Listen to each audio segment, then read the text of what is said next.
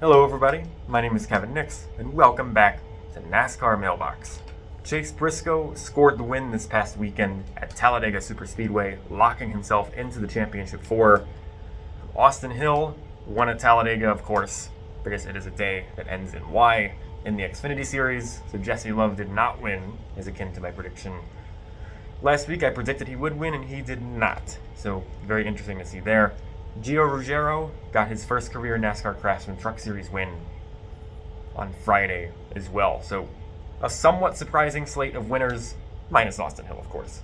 But this week's question is not about anything that happened at Talladega. It's actually about a driver announcement. Daniel Suarez is announced to drive the number 7 car for Spire Motorsports today for the 2026 season. So the question is just Suarez to Spire reactions. This is a really interesting move to see. I think Suarez brings a lot of appeal that Justin Haley, no disrespect to Haley, I just don't think Justin Haley has the same popularity, same name recognition that Daniel Suarez has. So I think it is a net positive for Spire to bring him on just for that alone. Performance-wise, I'm not gonna lie, it's been a rough go for Suarez at Trackhouse this year. It feels like Suarez has been a step behind a lot of the season. Like, he nearly beat Josh Berry at Vegas in the spring. I thought that was going to propel Suarez to win one race, 2 races, maybe even more than that. It just has not panned out that way, unfortunately. So, Daniel Suarez, I think, needed another start. He needed another beginning. Spire is a very interesting place to have that at as well. We know the antics of Carson Hocevar, the consistency of Michael McDowell. Justin Haley was 31st in points this year. And while Suarez is not much better, I believe it's kind of crazy to say this feels like a lateral ride swap in terms of like what the teams have produced this year.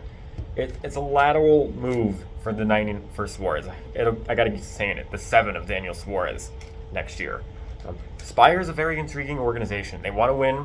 They're putting a lot of resources into the team to try to win. And they've come close a few times. Michael McDowell almost won at Texas. Hocevar has nearly won a couple times this year. Should have won the race at Atlanta in the spring had the caution not come out. Obviously blew up at Charlotte. Great run at Nashville. So Hocevar has shown plenty of speed. McDowell, always a force to be reckoned with on the road courses. Might have beaten SVG if not for the mechanical problem at Chicago. So the team has a lot of speed. I think Spire has more speed than not that they let on, but they have more speed than people realize. It's putting races together. It's executing from start to finish. Can they have good pit stops? Can they qualify well? Those are the types of things that are going to make Suarez successful in 2026. He said in his conference earlier today, he believes that Spire can win races and win championships, and that's one of the reasons why he went to the organization in the first place. And it's interesting because I did not initially think that a ride was going to open up for Suarez. I remember the initial reaction was, Suarez might be out of a job full-time in NASCAR for quite a while because there wasn't much that looked to be opening up. But obviously that turned out not to be the case.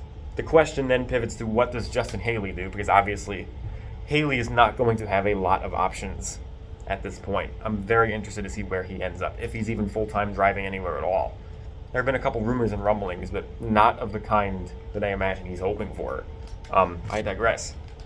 Daniel Suarez, he's getting another chance here. He's getting another opportunity with an organization that is on the upswing. And he and McDowell have gotten closer, which is really interesting considering their history. He has the chance to do some good things next season. I think the goal for Suarez should be contending for a playoff spot on speed, if the format remains the same, of course. I'm assuming if the format remains the same, contending for a playoff spot on speed, so like 19th, 20th in points, and then being in contention at the super speedways. I think that is a reasonable expectation for the 7 team next year. The team's had a lot of turnover, a lot of instability. I hope Suarez is able to fix that and rectify that, because he deserves it as a human being. The team deserves it as an organization. They need to course correct a little bit, and I hope that this goes a long way to doing that. And like I said, it's very interesting because I did not think Suarez was going to have a spot in the Cup Series next year, much less a spot on, I would call Spire a moderately competitive team at this point. So we'll see what happens. I think people need to lower their expectations a little bit for how he does. He's not going to shock the world. He's not going to win like 5 times or anything like that. But I do think it's reasonable that he could contend for a playoff spot. And it's reasonable that he could contend for a win or 2 like he did this year. It only takes 1 race to nail the setup. And we'll see if he can get it done.